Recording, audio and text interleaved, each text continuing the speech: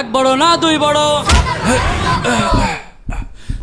আমার ভাই তোমার ভাই। এই দাঁড়াও দাঁড়াও দাঁড়াও, এদিকে আসো।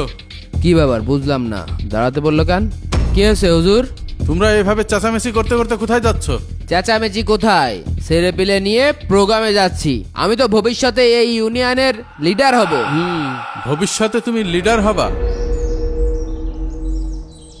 তোমার ভিতরে একটা নেতা নেতা ভাব আছে। হুজুর একটু ব্যস্ত আছি, পরে এক সময় কথা বলবানে। আয়।